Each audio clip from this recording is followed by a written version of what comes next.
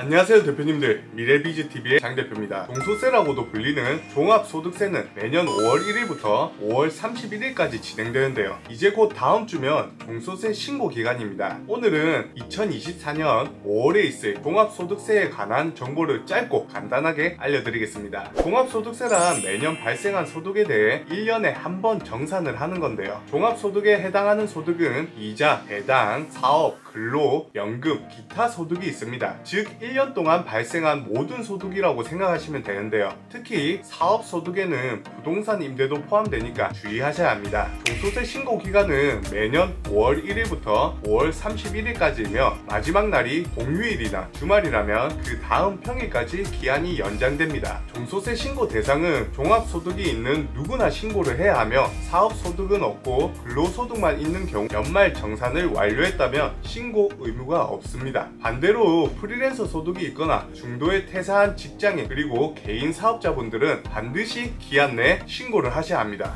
종합소득세는 24년부터 과세 표준 및 세율에 대한 내용이 조금씩 다르게 배정되었는데요. 세율은 최소 6%부터 최대 45%까지입니다. 만약 세율이 높게 적용되는 분들이라면 개인 사업자가 아닌 법인 사업자로 전환하여 법인세를 신고하고 납부하는 것이 더 유리할 수 있습니다. 여기서 궁금한 점이 과연 종합소득세에도 절세할 수 있는 방법이 있을까? 입니다. 종합소득세 절세 방법은 굉장히 다양합니다. 대표적인 방법은 세 가지가 있는데요. 첫 번째, 소득공제와 세액공제를 활용하는 겁니다. 소득공제는 소득에서 일정 금액을 공제하여 과세 표준을 낮추는 거고, 세액공제는 산출된 세액에서 일정 금액을 공제하는 것을 의미하죠. 그렇기 때문에 소득공제와 세액공제를 통해 세금을 줄일 수 있어야 해요. 그리고 두 번째, 적격증빙 수치입니다. 적격증빙은 사업상 지출 금액을 비용으로 인정받기 위한 증빙 서류입니다. 대표적으로 세금 계산서, 현금 영수증,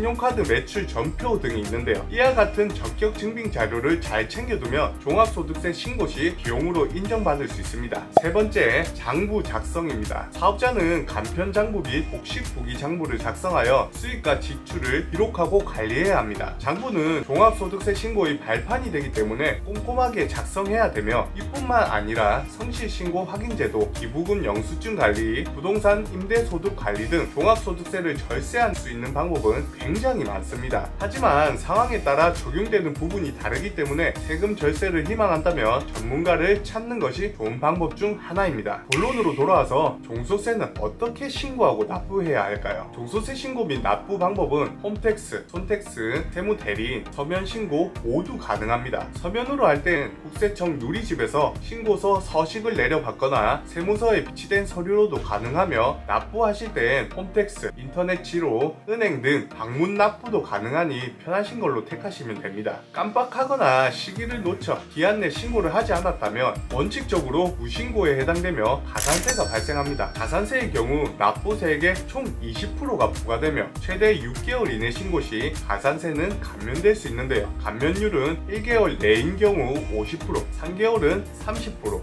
6개월은 20%니까 기한 내 꼭 신고하시기 바랍니다. 무신고 기간이 길어지게 될 경우 국세청에서 임의로 소득을 확정하여 세금을 부과하며 원래의 소득보다 높게 잡혀 세금 부담이 커질 뿐 아니라 건강보험료도 증가하니까 꼭 유의하세요. 오늘은 곧 다가올 종소세에 대해서 알려드렸는데요. 종합소득세는 같은 상황임에도 덜 내는 사람과 더 내는 사람으로 나뉘어집니다. 환급받는 경우도 있죠. 그렇기 때문에 신고 및 납부 전 제가 알려드린 절세 방법으로 잘 정리해서 종소세 신고 시 도움이 되었으면 좋겠습니다. 이외에도 궁금한 점 있으시면 댓글 또는 댓글란 상담 신청을 통해 문의주세요. 대표님들의 권리를 찾는 그날까지 저 장 대표가 함께 하겠습니다.